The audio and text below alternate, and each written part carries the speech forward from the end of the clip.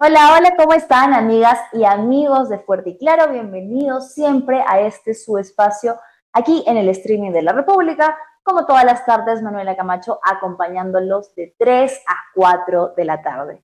Hoy vamos a seguir hablando sobre lo que ha sido todo un show orquestado en cuanto a las diligencias que involucran a Piero Corbeto y a otros funcionarios relacionados a la investigación por las demoras en el material electoral.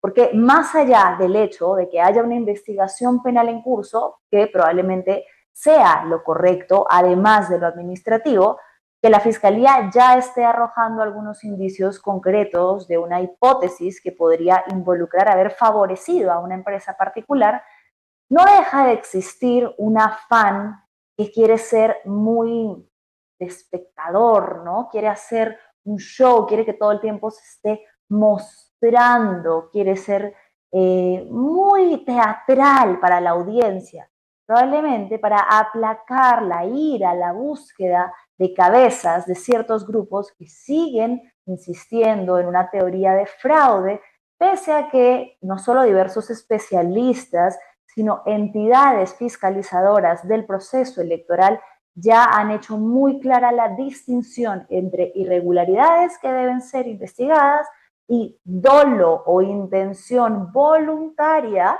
de alterar la voluntad popular, las elecciones populares y el resultado de estas. De todo esto vamos a hablar más adelante, pero también hay algo interesante que ha surgido en estos días, ¿no? Porque entre la coyuntura que sigue surgiendo nos evita o nos impide un poco analizar a profundidad qué ha pasado con los candidatos y qué fue, qué es lo que nos dicen los resultados de lo que hemos tenido en esta primera vuelta. Pues el IEP, el Instituto de Estudios Peruanos, ha sacado un análisis importante de lo que ha arrojado cada uno de los grupos de electores que se han presentado y en esta gráfica que vamos a ver a continuación, está dividido de una forma en que podemos identificar, por ejemplo, cuál de los candidatos obtuvo el mayor porcentaje de votantes femeninas, qué porcentaje de personas decidió su voto al último minuto, cuál de los candidatos es el que tiene el arrastre del voto duro, del voto por lealtad. De todo esto y mucho más vamos a conversar con Macarena Moscoso, quien es investigadora principal del IEP y que ya está conectada con nosotros. Macarena, ¿cómo estás? Buenas tardes. Hola Manuela, ¿qué tal? Buenas tardes. Macarena, cuéntanos un poco para que la audiencia pueda estar primero al tanto de este estudio que ha hecho el IEP, brevemente cuál fue la metodología, dónde lo llevaron a cabo y ya podemos empezar a hablar un poco de los hallazgos puntuales. Bueno, esta encuesta es parte del área de estudios de opinión del Instituto de Estudios Peruanos.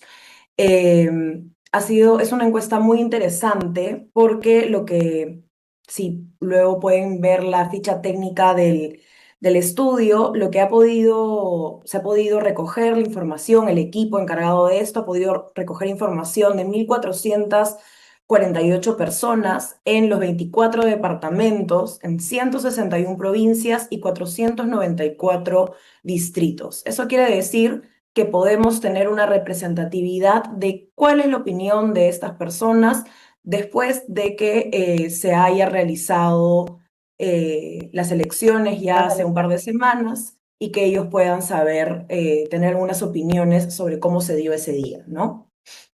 Claro, creo que esto nos arroja data importante para saber un poco finalmente qué fue lo que motivó la elección de cada una de las personas que fue a votar, entre otra data como por ejemplo cuál fue el grueso de edades, género, etcétera, etcétera. Entonces, a ver, vamos a empezar con el primer gráfico, que es en el momento en el que cada persona decidió su voto, que esto es sumamente importante porque nos revela qué personas ya tenían un candidato con convicción desde meses antes de la elección, quienes lo eligieron en marzo, que fue una época importante, recordemos que fue la época de los debates, una semana antes, e incluso personas que arroja la data que lo decidieron ese mismo domingo 12. A ver, Macarena, hagamos la lectura un poco de lo que nos ha arrojado. Sí, es bien interesante, la verdad, porque podemos darnos cuenta que la gran mayoría de votantes, como más del 30%, ya sabían a quién iban a elegir, ¿no? Entonces no es de que haya habido como una volatilidad, que fue algo que se fue conversando en las últimas semanas, ¿no? Como un favoritismo que iba yendo de un candidato a otro, sino tenemos que un 37% de electores ya sabían por quién votar. Ahí es interesante lo que ha hecho el área de estudios de opinión, de hacer justamente esta comparación de la última elección con esta elección. Y lo que podemos ver es que subió 3 puntos porcentuales del 2021 ahora, en que ya tenían mucha claridad de por quién iban a votar. Claro, en el En el mes, 2021. sí, del 2021. Entonces, que es el gráfico de verde más clarito, ¿no? Ha Ujú. habido como una pequeña alza en esta encuesta. En el mes de marzo, ¿no? Como segunda, tenemos que sí hay un porcentaje que en ese momento de los debates ha tomado una decisión. Igual es como bastante interesante y justo era uno de los tweets que hizo Raúl Asensio, investigador principal del instituto, es que justamente es muy interesante la siguiente, ¿no? Porque la última elección había un 32% que decidieron en la última semana, pero en esta elección se ha reducido a solamente un 25%. Eh, y bueno, quienes decidieron el mismo domingo, tenemos un 18% que se ha mantenido, que es justamente, creo que este porcentaje muy popular de personas en que están yendo a votar y preguntan, ¿por quién voto? ¿No? Normalmente son las personas que han tenido menos información, que no han estado muy enteradas, que están yendo solamente para cumplir, ¿no? Piensan más en la motivación de la multa, de no querer ser multados. Entonces creo que por eso es que se mantiene, ¿no? Pero sí es A muy ver, Macarena, interesante. perdóname, ahí te voy a Ujú. pausar para, por favor, pedirle al switcher que ponga el siguiente gráfico que explica, ahí está, que explica un poco más claro lo que está mencionando Macarena, que acá vemos algunos de los porcentajes que de los que justo estabas hablando y que se van resaltando. Continúa ahora sí, por favor. Sí, creo que es bien interesante en este gráfico poder mirar eh, cómo se distribuye por zonas, ¿no? Cómo las personas van pensando por quién van a votar, ¿no? Si vemos por macrozonas, que creo que es bastante interesante, La segunda tenemos columna. la segunda columna, exacto. eh, Desde hace más tiempo es un porcentaje como muy parecido en los 5 zonas, ¿no? En Lima Metropolitana, en macrozona norte, macrozona centro, macrozona sur y macrozona oriente, ¿no? Que es justamente este porcentaje que luego termina siendo el 37%. Eh, Eso se ha mantenido. Sin embargo, podemos ver que hay en ciertos lugares donde sí ha habido como una tendencia un poquito mayor, ¿no? En el caso del Oriente, ¿no? Que sería como la región amazónica, ahí podemos ver que hay un 27% que decidió el mismo domingo, ¿no? Ahí también sería importante preguntarnos por qué ocurre eso, ¿no? ¿Qué tanto interés hay sobre la elección, de poder participar? Eh, y de Hay la un misma dato que me manera, llama la creo, atención ahí, que es que justo en lo que mencionas, ¿no? Que se puede ver como en la parte de regiones, bueno, la parte que dice Perú rural y que tiene un porcentaje que destaca, que es el 24%, que es el que tiene el porcentaje más elevado entre los que decidieron ese último domingo, lo que nos podría exacto. arrojar que quizás a diferencia de otras elecciones, las regiones no tenían esta vez un candidato predilecto, no había esa convicción de un candidato que se hubiera ganado por completo al sur, por ejemplo, ¿no? Que suele ser una de las regiones que vota en bloque de manera más predominante. Pero esta vez hay un porcentaje elevado que decidió ese día. La verdad es que sí.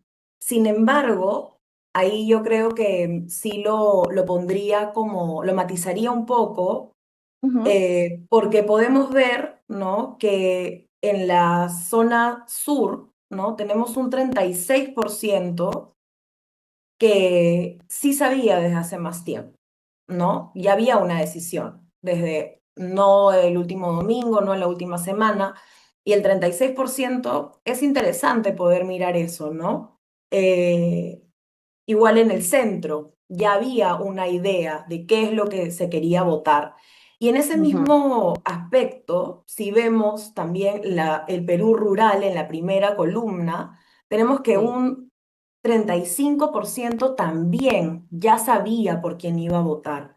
Es ya interesante tenía saber que hay un candidato. 24% que aún no decidía, pero también hay otro porcentaje que tiene mucho más peso en el ámbito rural, que creo que responde un poco a los resultados que tenemos ahorita, ¿no? Por eso ha sido, es interesante ver cómo una figura como la de Roberto Sánchez ha podido, siguiendo una ruta de campaña muy similar a la que siguió Pedro Castillo, con un Sí. discurso muy similar y de haber sido también como el candidato de Pedro Castillo, ha hecho que haya un gran bolsón de lectores que se les haya transferido, ¿no? Esa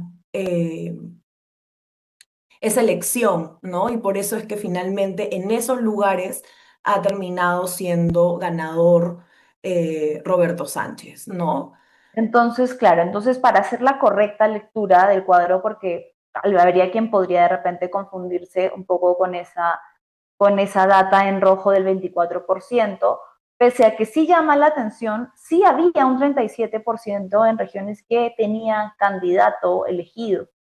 Sí, Ok, sí. eso puede, Ese como dices, 24% del Perú rural en la última semana sí, se resalta porque es la más alta de las tres columnas en esa, con respecto a esa opción, ok, ¿no? ok, Pero si vemos detalladamente los otros porcentajes, tenemos que hay un peso muy importante de personas que ya saben por quién van a votar, ¿no? claro, Entonces, eso creo que es muy importante tenerlo en consideración, sobre todo con estos discursos de claro. odio, de polarización, de racismo que aparecen en las redes, aparecen entre los ciudadanos, donde dicen que son personas ignorantes y que votan por quien sea. Acá en realidad lo que nos dice la encuesta y viendo la cobertura que tiene en distritos, en regiones, en provincias, son personas que tienen clarísimo quién quiere que les represente, ¿no? Y por qué quieren que les represente. Estamos Claro, más bien hablando, eso se traduce en lo que estamos viendo ahora, ¿no? Un Roberto Sánchez que arrasó en el voto rural y que, como tú dices, sí tiene una explicación que va más allá del estigma de, ay, votan al último minuto, votan porque son propuestas populistas o les dicen por quién votar, ¿no? Más bien este 37% nos querría estar diciendo que habían personas que sí vieron en Sánchez escuchadas sus demandas o alguien que de repente representaba simplemente la continuidad de una agenda castillista en la que confiaron, ¿no? O que simplemente enarbolaba esos pedidos que no han sido escuchados por otros candidatos y que Roberto Sánchez sí supo atender en campaña. yo la verdad, eh, viendo los resultados y reflexionando un poco sobre qué es lo que ha ocurrido en los últimos años, nosotros tenemos que tener en consideración que en las últimas elecciones, Pedro Castillo, siendo esta persona que acumula en él ser un profesor rural, campesino, y que representaba a una parte importante de la población donde sí sentían que sus demandas estaban siendo escuchadas. Más allá de las acciones que haya hecho Pedro Castillo, que son condenables, por supuesto, porque no hubo una ruta programática del gobierno y definitivamente estar en la cárcel ahorita era el devenir natural después de haber hecho un autogolpe.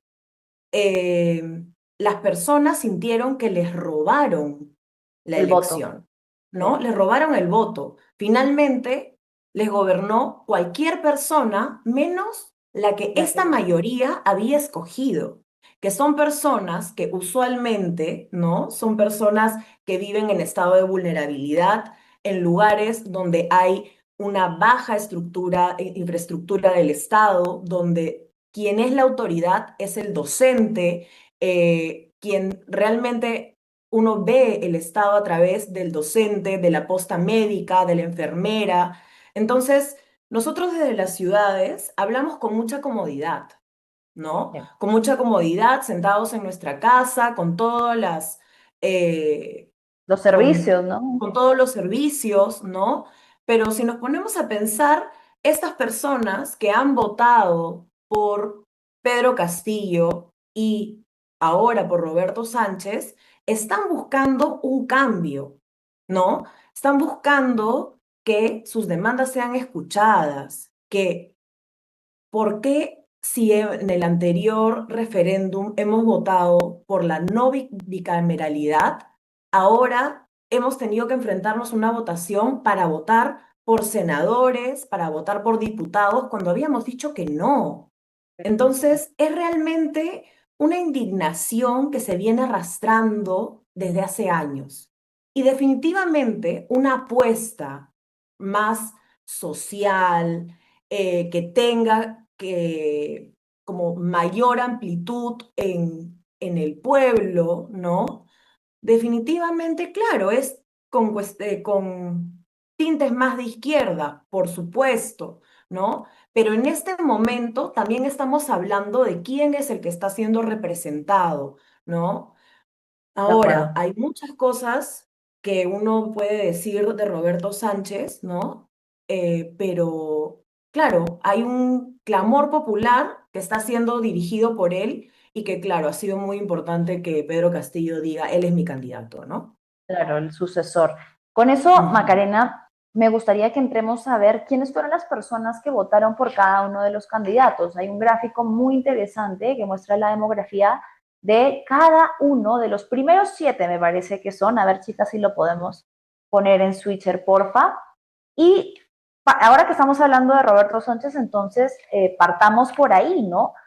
Sánchez tiene mucho voto masculino, el 58.9%, de 30 a 49 años mayoritariamente, entonces de repente no gente tan joven que quizás se fue por otro, se inclinó por otro candidato, y de educación básica.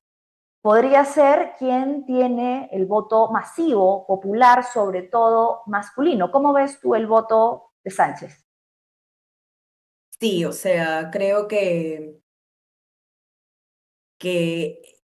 tenemos que es como como idealmente, ¿no? Es un hombre que está entre, como tú dices, ¿no? Entre los 30 y 49 años que solamente ha tenido educación básica.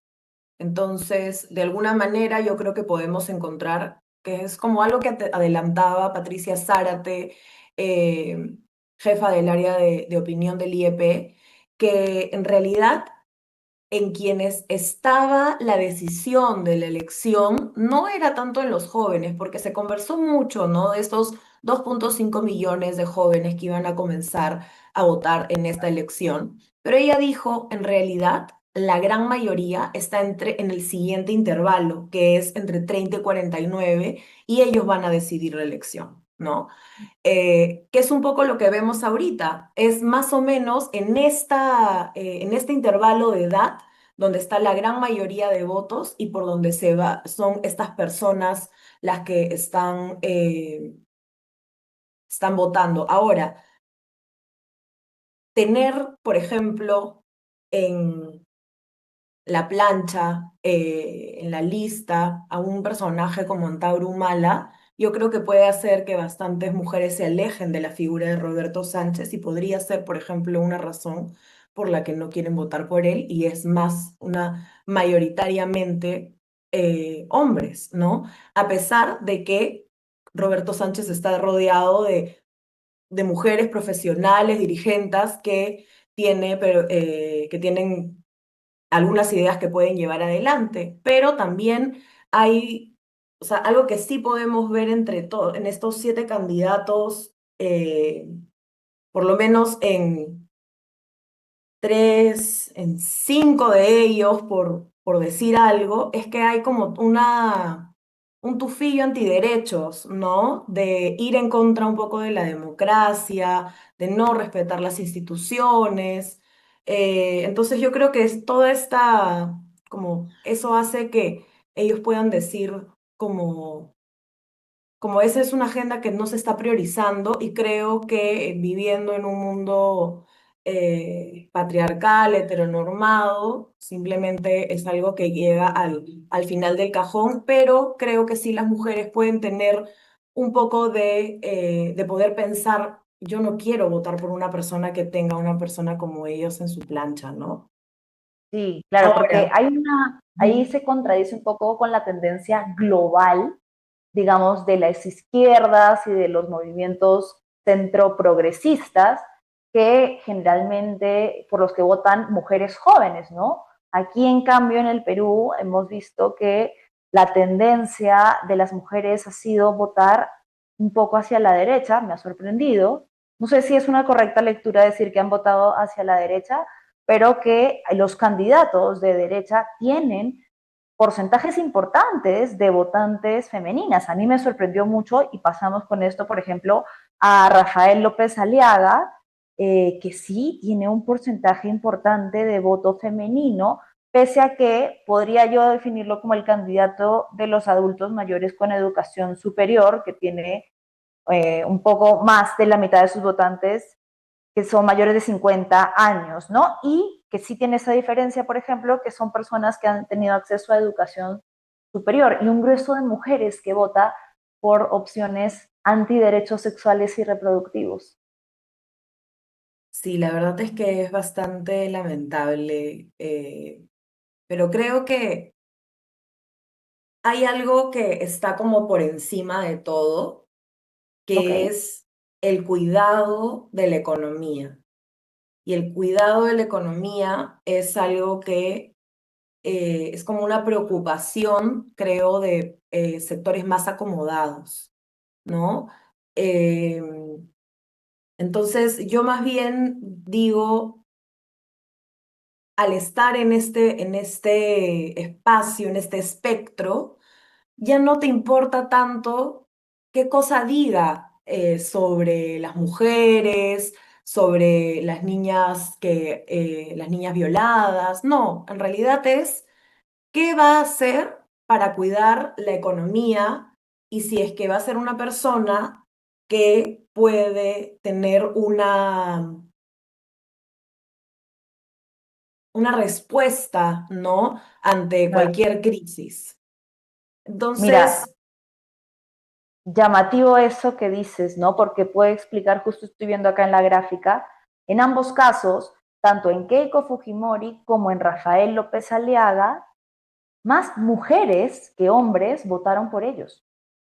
sí, tal cual. Pero ahí, por ejemplo, también es interesante poder este, poder mirar cómo tenemos a Jorge Nieto, creo que él es el que tiene una tendencia Sí, más marcada. Creo que de todos es quien femenino. tiene la tendencia más marcada, ¿no? El 60% de sus electores son electoras, son mujeres. Mujeres, sí. Y creo que ahí un poco se cumple esto que tú decías de la tendencia global, ¿no? Él ha tenido ha sido muy claro en cómo tenía que, en tratar el tema de las mujeres, en tratar el tema de los derechos sexuales y reproductivos. Creo que esa, por ejemplo, declaración que él tuvo sobre los cuerpos de las mujeres fue súper acertado. Y creo que ahí hizo que muchísimas mujeres dijeran, creo que es la primera vez que le escucho a un político decir esto con todas sus palabras, ¿no? Y creo que eso también puede explicar en cómo él tiene más adeptas, ¿no? En caso contrario a López Chau, que más bien al no haber podido conectar tanto con las personas, no tener como mucha claridad en la agenda de género y más bien han tenido que ser sus candidatas al diputadas y al Senado que hayan tenido que llevar esa agenda, ha hecho que pase desapercibido por mujeres, ¿no? Entonces por eso él más bien tiene un 62% de hombres que han votado por él, ¿no? Creo que Claro, puede López explicar Chau, bastante. de los 7, es el que tiene el menor porcentaje de votantes femeninas. Sí, La menor cantidad de mujeres que votaron por él. Y como tú decías, por el otro lado, Jorge Nieto es el que tiene el mayor porcentaje, 60% de sus votantes fueron mujeres, y mujeres jóvenes, ¿no? Sobre todo en la rama de 18 a 29 años, educación superior, el 79%. Lo que sí veo un poco en Jorge Nieto es que tiene el voto volátil, ¿no? Hay, por ejemplo, en contraste con Keiko Fujimori, que es una, creo que es la reina del voto duro, ¿no? Por excelencia, que es como la sí. lealtad histórica de quienes han votado siempre por el Fujimorismo, que el 57.9% ya tenía decidido su voto por ella hace semanas, hace meses. En cambio, el Nieto tiene que solo el 17% lo tenía decidido, el 33% de las personas que votó por él lo eligió en la última semana. Yo creo que fue fundamental en las últimas semanas de las elecciones cómo estos tres candidatos que se alejaban del pacto mafioso, ¿no? Jorge Nieto, López Chau, Marisol Pérez Tello, tenían una posición, ¿no? Entonces, creo que al poder hablar de eso, han acumulado en las últimas semanas. Además, recordemos que también estos dos candidatos tenían buenas ideas, tenían buenas ideas, ¿no? De poder llevar a cabo, pero eran muy poco conocidos, ¿no? Recién hemos conocido a Jorge Nieto en los últimos meses, de que realmente comenzó a arrasar por TikTok y él se comenzó a dar cuenta y comenzó a conseguir muchos adeptos en universidades privadas, ¿no? En jóvenes de pregrado que estaban viendo por quién votar, consiguió muchos adeptos en esos espacios, pero justamente porque era información que venía a TikTok, por TikTok, y él creo que tuvo un buen equipo de comunicaciones que les hizo como hizo piezas comunicacionales que le hablaban directamente a los jóvenes. Y creo que eso es algo que le pudo dar ese empujón para poder llegar entre los 7 primeros, ¿no? Si eso hubiera comenzado antes, yo creo que tendríamos un resultado diferente, ¿no? Distinto, sí, de acuerdo. Por otro lado, bueno, nos vuela el tiempo, pero para ir cerrando esta partecita, tanto Belmont como Álvarez han sido captadores de indecisos, ¿no? Finalmente Sí. fueron votos que estuvieron agarrando, voto tardío, de los que eligen en la última semana. Álvarez, el 31% de sus votantes lo eligió ese domingo mismo, y a Belmont el 38% la última semana, ¿no? Entonces fueron de los que estuvieron como ahí pescando entre los que no decidían las opciones y que probablemente pues basaron un poco su voto en las encuestas para decidir. Sí, creo que la situación con Belmont y Álvarez fue como en estas últimas semanas de cómo ellos comenzaban a como a tener como manotazos de ahogado, ¿no? Y a comenzar a tener como una posición bien fuerte en redes, entrar en polémicas, en decir cosas. Entonces, creo que eso en los últimos días hizo que ellos estuviesen, captaran este voto que la gente no sabía. La verdad es que es sorprendente el 31% de, Álvarez. de Álvarez, ¿no? Porque de ahí quien le sigue es Keiko, ¿no? O sea, es Keiko Fujimori, ella es la siguiente que tenía, pero hay 10 puntos entre ellos. También creo que es un poco porque hay, creo que es algo que mi colega Alex Huerta Mercado diría, que creo que el clamor popular tiene mucho que ver con estos personajes de la cultura popular, ¿no? Y Álvarez es eso, ¿no? Es un cómico, es una persona que creo que en muchas personas debe haber causado como quiere hacerse cargo de su país cuando siempre ha sido como un personaje público. Bueno, de repente hay que darle la oportunidad, no se sabe que sea una persona buena, pero es una persona que proviene de la cultura popular, ¿no? Entonces también hasta casi como una decisión del meme, ¿no? Que podría ser él y podría explicar un poco por qué tiene ese 30% de ser de estos últimos, de lectores de último momento. Bien, Macarena, querida, tenemos un comentario, bueno, varios en realidad que están preguntando dónde podrían descargar o acceder a este estudio del IEP, que está muy interesante, de verdad yo se lo recomiendo porque también tiene el desagregado, luego explica, ¿no? Cómo es que se ha medido y tiene data muy importante como esta que hemos podido, aunque sea superficialmente, revisar. Cuéntanos para las personas interesadas dónde lo pueden encontrar. Por favor, entren a la página web del Instituto de Estudios Peruanos, www.iep.org.pe. Está en la página de estudios de opinión, uno entra y es el primer banner que aparece, dan clic ahí y van a poder encontrar este último estudio, es el estudio de abril 2, es la encuesta que se hizo después de las elecciones. Revela datos importantes como edades, regiones, momento en el que se decidió el voto, si fue femenino, si fue masculino, grado de educación, etcétera, etcétera. Macarena, te agradezco enormemente haberte dado un espacio para estar aquí con nosotros en Fuerte y Claro. Claro que sí, Manuela, cuando quieras. Muchas gracias. Gracias a ti. Bien, entonces ahora sí, bueno, súper interesante esto que estábamos viendo con Macarena. De verdad yo les recomiendo descargar y leer el estudio porque dice mucho de cómo votamos y por qué terminamos haciéndolo, y creo que también dice mucho de lo que vamos priorizando por grupos etarios y socioeconómicos en la sociedad. Vamos a cambiar ahora sí a lo que hablábamos desde el inicio, que ha sido la noticia del día, ¿no?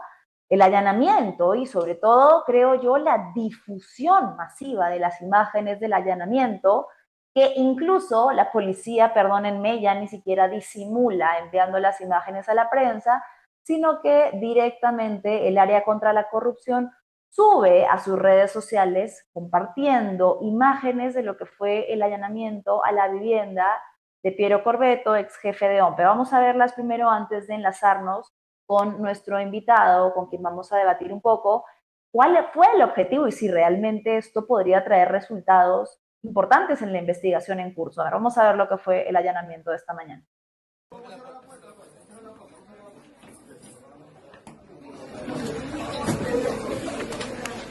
¿Tiene audio? Sí.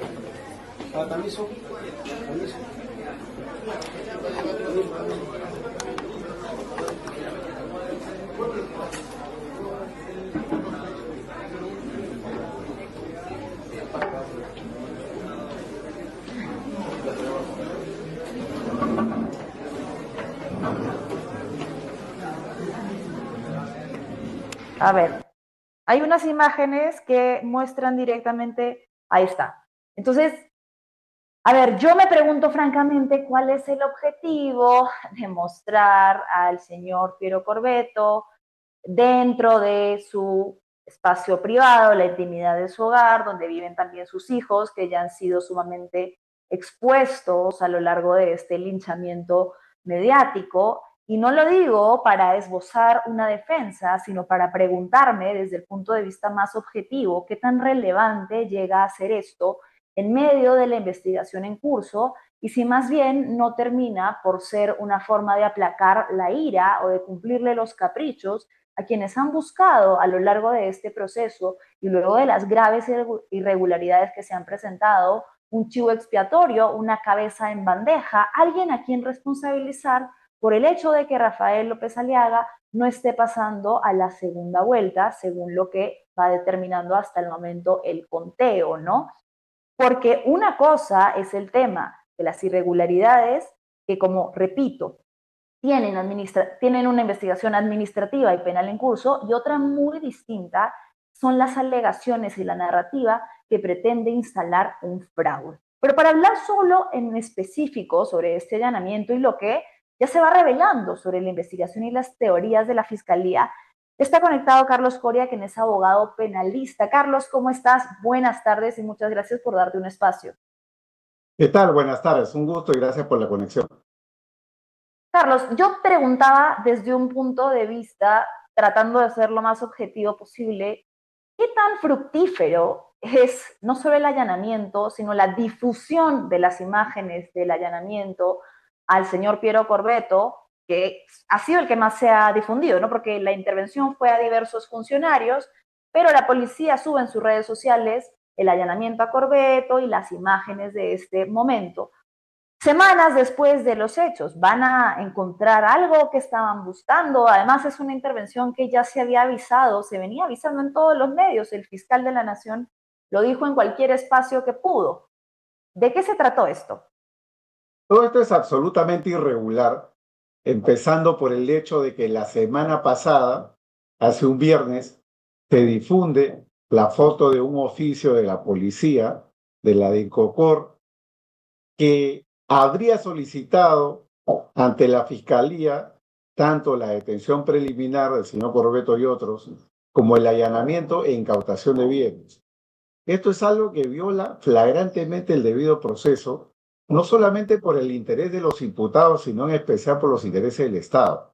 Las investigaciones y las medidas de esta naturaleza, por ser extraordinarias y corresponder a un método de investigación, son absolutamente reservadas.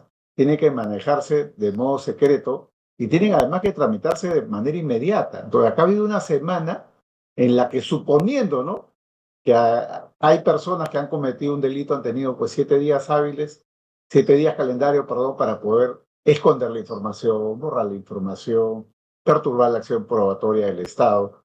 Entonces, es un mal producto el que nos presenta ahora la policía y peor aún, porque saca imágenes de las diligencias cuando estas diligencias son absolutamente reservadas. No hay nada que mostrar, no hay nada que exhibir, no hay ningún trofeo que poner sobre la mesa. Y esto es algo que yo lo digo ahora respecto al señor Corvetto, pero yo lo vengo diciendo desde hace bastantes años, en que la policía, las diferentes dependencias de la policía suelen hacer este tipo de intervenciones en casos emblemáticos y luego venden la información a la prensa de que se ha realizado este tipo de diligencias.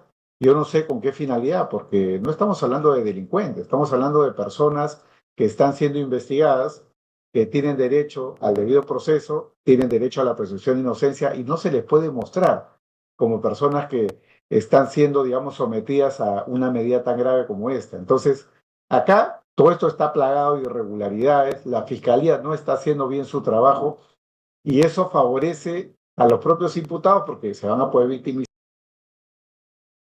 Justo no se está observando el debido proceso. Claro, yo creo, nuevamente, pese a mi posición, yo considero que en el caso que fuese cierto que, porque no lo sabemos, es una investigación en curso, ¿no? En el caso que fuese cierto que el señor Piero Corvetto ha incurrido en una serie de delitos, este tipo de acciones no tendría ningún sentido porque ya estaría recontra hiper mega archi advertido. Todos los días anteriores, la policía se ha encargado de difundir a diversos medios imágenes de patrulleros a las afueras de la vivienda del señor Corbeto, cuando ni siquiera se especulaba. El señor fiscal de la Nación, Tomás Saladino Gálvez, ya había confirmado que había ejecutado, había enviado un pedido a la Fiscalía para la detención preliminar. Ahora, yo me pregunto entonces, el juez, que finalmente es el que niega, ¿no? Él dice, bueno, no le voy a dar detención, pero sí voy a aceptar el allanamiento. ¿Bajo qué criterios estaría buscando? No comprendo muy bien, ¿no? Para mí se trata un poco más, como lo decías tú, de un show mediático. Sí, efectivamente, lo más parece eso, porque la detención preliminar no tenía ningún sentido desde que el señor Corbeto había entregado sus 2 pasaportes. Alguien dice por ahí, también se puede salir con el DNI, claro, pero tampoco un ciudadano puede andar sin DNI, puede andar indocumentado. No se puede llegar a ese extremo. Entonces, el DNI es el documento básico que uno tiene que tener en posesión. Por otro lado, el señor Piero Corbeto ya no es más jefe de la OMPE, su renuncia ha sido aceptada, con lo cual la posibilidad de que él desde dentro de la OMPE pueda manipular la información ya no existe. Entonces, ese pedido de detención preliminar debió ser retirado en su momento. Y respecto a los otros, sinceramente no sé qué sustento puede haber tenido la fiscalía, que es la que finalmente ha pisado el palito acá, haciéndole caso a la policía. Claro. Ya pensemos, ¿no?, en la forma en que se ha llevado adelante la diligencia. ¿Qué necesidad hay? Más diría yo, es absolutamente irregular e ilegal exhibir fotografías o filmaciones de la diligencia. No estamos hablando de delincuentes con las manos en la masa y conteo de dinero, de drogas sobre la mesa. Estamos hablando de una investigación, de un caso, vamos a decirlo así, que todavía necesita recopilar información, análisis documental, información bancaria, financiera, ese es el caso, secreto de las comunicaciones. Es decir, la policía no tiene nada que exhibir.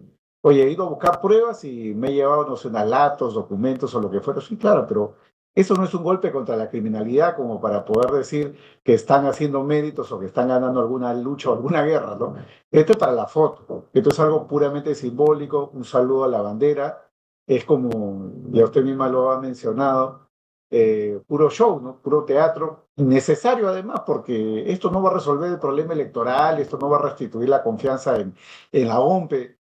Es un Por tema el que... contrario, ¿no? Por el contrario, creo que puede resultar incluso irresponsable en medio de un proceso electoral en curso, ojo, que no ha finalizado y que sí, evidentemente, tiene una serie de investigaciones pendientes, la imagen del ex jefe de OMPE siendo allanado en su vivienda, humillado, disciplinado, puede ser más bien muy contraproducente y afectar directamente la poca confianza que tiene la opinión pública sobre el proceso electoral, ¿no? Me parece que podría incluso ir por ese lado. Tal cual, ¿no? La confianza no se va a restaurar por estas imágenes, por esta foto, por este allanamiento. Otra cosa es que la fiscalía logra atrapar a los autores, por ejemplo, de esas ánforas o votos que estaban tirados a la basura. Eso es otra cosa, eso es flagrancia. Ahí, digamos, uno podría decir, sí, bueno, por lo menos de lobo un pelo, no se ha descubierto quiénes son los autores, pero en este caso todavía estamos en una investigación preliminar, ¿no? Entonces, desde mi punto de vista, acá una grave y deficiente actuación de parte de la policía y también de la fiscalía, porque la fiscalía es la que tiene la dirección jurídica de la investigación, como ha hecho el Tribunal Constitucional, y por lo tanto no debiera de permitir que este tipo de cosas sucedan. Bien, Carlos, a ver, para hablar un poquito de lo que ha trascendido de las hipótesis que está presentando la Fiscalía, ¿no? Lo que están hasta el momento estableciendo es que el subgerente de producción, Juan Antonio Fan, junto al exgerente de gestión electoral, José Samamé, y otros funcionarios habrían beneficiado a Gálaga, haciendo más flexibles los TDR para que finalmente termine obteniendo la concesión, ¿no? En el documento se hacen visibles algunos elementos puntuales, como que dice, bueno, permitieron que solo 10% de los vehículos fueran propiedad de la empresa, permitieron que se subcontrate hasta el 40% del monto contratado, y los delitos de los que están siendo posiblemente acusados son colusión agravada, falsa declaración del proceso administrativo, y en el caso de Corbeto, omisión de actos funcionales. Para darle una lectura que las personas puedan entender un poco más, entonces, ¿qué es lo que está aquí formulando la Fiscalía? ¿Qué es lo que cree que ha sucedido? Claro, es un caso que forma parte de los procesos anticorrupción. El delito de colusión desleal está tipificado por el artículo 384 del Código Penal, tiene pena de hasta 20 años y se sanciona al funcionario que defrauda patrimonialmente al Estado. Es decir, logra firmar, impulsa, ejecuta un contrato fraudulento. En este caso, el contrato con la empresa Galaga. Galaga no era el mejor proveedor. Está, por ejemplo, Hermes, por poner, digamos, Sí, un ejemplo concreto, incluso cobraba menos, y eso ya es sospecha inicial simple para abrir una investigación. Entonces, la colusión está sobre la mesa, omisión de actos funcionales que también ya había sido denunciado incluso por el procurador del Jurado Nacional de Elecciones, y falsa declaración en proceso administrativo si es que se ha mentido en este proceso licitatorio. Pero como repito, ¿no? Es un tema que parte del análisis principalmente documentario. Las evidencias están en la OMPE, las evidencias están en la empresa, no suele estar en las casas. Si estaba en las casas, bueno, tenía una semana para desaparecerlas, ¿no? Entonces, claro. en verdad, esto es simplemente un saludo a la bandera, ¿no? No hay un gran avance en la investigación, porque este tema todavía tiene que irse delimitando. Ahora que han allanado y se han llevado algunos dispositivos electrónicos, tienen que bajar la información, tienen que validarla, tienen que hacerlo deslacrados. Eso va a tardar, ¿no? Y esto no va a Claro. arreglar el problema electoral que tiene que resolverse, me refiero a la segunda vuelta, de acá al 7 de junio. En caso se comprobase la teoría que la Fiscalía al parecer empieza a elaborar, en la que aparentemente está diciendo que dos funcionarios habrían beneficiado o intentado beneficiar directamente a esta empresa, pese a que uno tenía precios más caros, dos no tenía suficientes vehículos, tres no tenía suficientes trabajadores en planilla, en fin, si se comprobase que estos funcionarios beneficiaron a la empresa, el señor Corbeto podría por extensión tener responsabilidad. Hay que tener en cuenta de que la responsabilidad penal es personalísima. No hay responsabilidad por ser jefe de alguien, de algo, por ser, digamos, la cabeza o titular de una entidad. La responsabilidad penal se prueba en virtud de los deberes a cargo, en este caso, del jefe de la OMPE. Él tenía deberes de supervisión, sin duda, pero la pregunta es, según la cadena, según el organigrama, según el reglamento de organización y funciones de la OMPE, él debía de intervenir en esta licitación difícilmente, ¿no? Y si fuera así, él podría haber tenido deberes secundarios de supervisión o respecto al nombramiento de los funcionarios que han estado a cargo de la licitación, pero ya lo dijo el Tribunal Constitucional, por lo menos en dos ocasiones, y la propia Corte Suprema, ser gerente, director, jefe de un organismo público o privado no te obliga ni te hace responsable de todo lo que sucede en ese organismo. Una cosa es la Claro. responsabilidad política, que la puede tener el señor Corbeto y que en cierto modo ya lo ha pagado, la está pagando con su renuncia, y otra cosa es la responsabilidad penal que requiere probar no solamente dolo, sino requiere haber probado además competencia, que él tenía los deberes vinculados a lo que era la supervisión de este proceso licitatorio.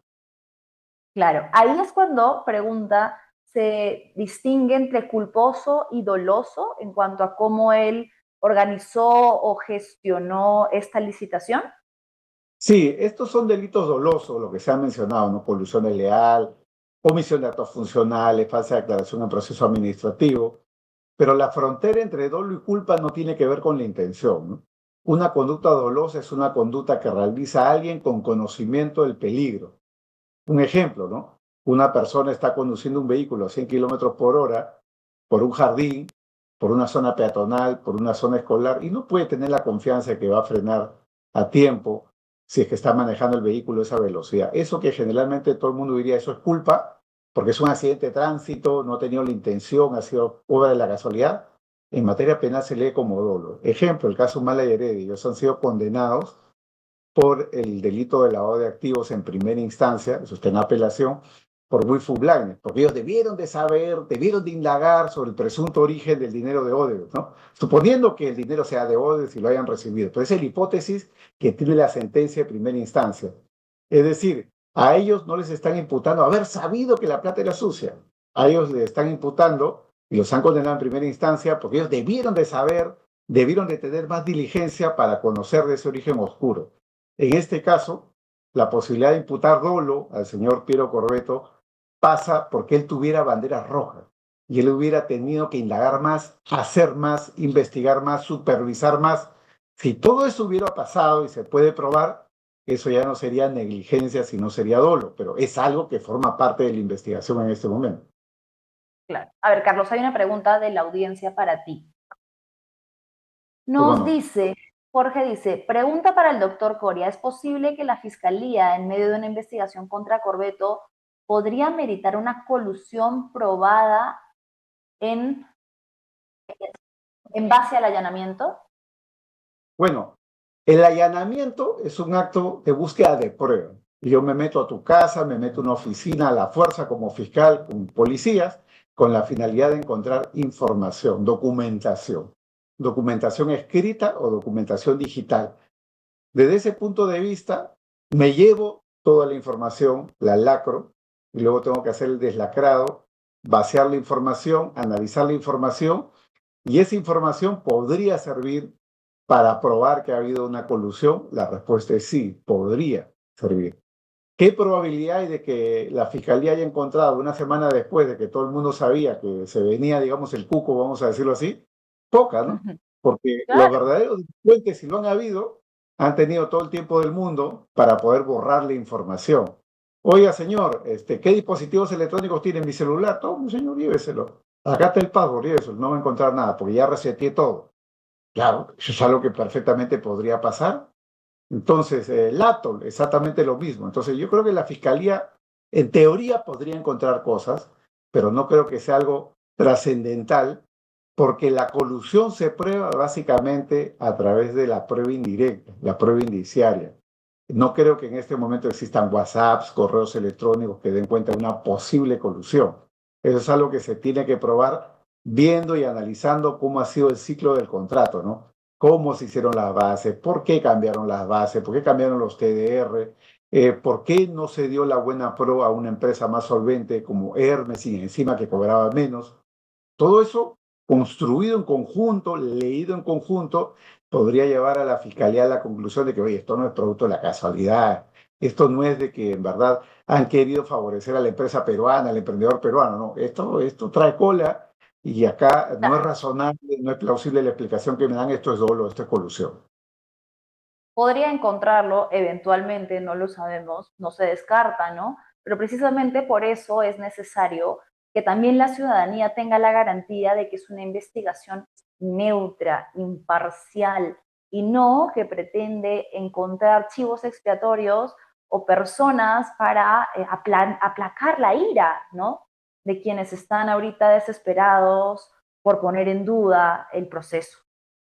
Sí, por supuesto. Además, la población tiene que tener en cuenta de que el único organismo que tiene posibilidad de tener una injerencia respecto a las elecciones es el Jurado Nacional de Elecciones, ni siquiera la OMPE. La OMPE está a cargo de lo que es el recuento de votos. Ahora, las actas impugnadas, votos impugnados, tienen que ser resueltos en primera instancia por el Juzgado Especial Electoral y en segunda instancia y última por el Jurado Nacional de Elecciones. La Fiscalía no va a resolver este problema. Y aún si pudiera hacerlo, no lo va a hacer de acá al 7 de junio. Entonces, Claro. no podemos confundir lo que es la competencia penal de la Fiscalía versus lo que es la competencia electoral del jurado. Si acá hay motivo, si lo hubiera, ¿no? Motivo de una anulación parcial, una convocatoria complementaria, eso solo lo puede decir el Jurado Nacional de Elecciones. Es en la justicia electoral donde eso se va a definir. Perfecto. Muchísimas gracias, Carlos. Ha quedado todo clarísimo. Te agradezco haberte dado este tiempo. Ha sido Carlos Coria, abogado penalista. Muchas gracias. Buenas tardes. A ti, Carlos. Bueno, ya lo dijo no solo el doctor Coria, sino también lo ha dicho Luciano López y otros abogados, ¿no? Que ponen en duda, desde el punto de vista más objetivo posible, si es que hay una investigación en curso, ¿qué tanto favorece a esta investigación los hechos que hemos presenciado esta mañana, esta madrugada, como hacer un espectáculo del allanamiento? y hacerlo público en diversos medios de comunicación, o incluso que sea la misma policía la que a través de sus redes sociales comparta de manera ilegal, atentando contra sus propios estatutos e incluso lo que establece la Constitución, las imágenes de una investigación que tiene el carácter de reservada, atentando directamente también contra los derechos de una persona que, recordemos, no ha sido aún sentenciada, es una persona investigada cuyos derechos están siendo violados. Y nuevamente reiteramos, si es que realmente esto tiene un objetivo concreto de recoger pruebas, habiendo pasado tantos días y además con advertencias y amenazas públicas del fiscal de la Nación de que lo iban a hacer. Si es que realmente el señor Corvetto estuviese ocultando algo en su vivienda, ¿creen que lo iban a encontrar ahora, después de que llevan 5 días el fiscal de la Nación diciendo, lo vamos a detener, hemos pedido detención, hay policías rondando, patrulleros afuera de su casa, un canal de televisión exhibe los pasaportes de sus hijos? Por supuesto que el señor Corvetto, si es que fuese cierto que tendría que esconder algún delito, entonces este allanamiento público no tiene un objetivo concreto y relevante de hallazgo y recojo de pruebas, sino lo que parece ser es meramente una medida que busca humillar, mostrar, disciplinar, hacerle saber al señor Piero Corvetto que no puede osar, ¿no?, poner en duda a quienes están llamando fraude, fraude, fraude desde el 2021. Resistió en el 2021 Corvetto y ahora, de manera francamente absurda, ha establecido todas las condiciones posibles para que una serie de irregularidades le den campo fértil a personas que estaban buscando razones para poner en duda el proceso, el que lo hagan.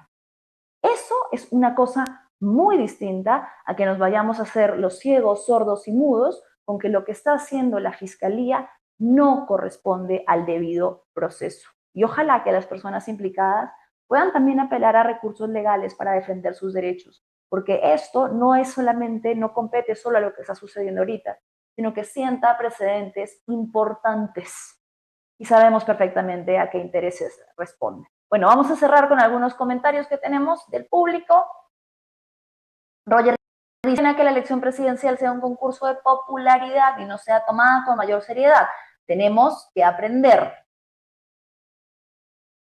¿Qué más tenemos por ahí? A ver, José nos dice, increíble por congraciarse solo con López Aliaga, la forma brutal de ensañarse con Corvetto y su familia.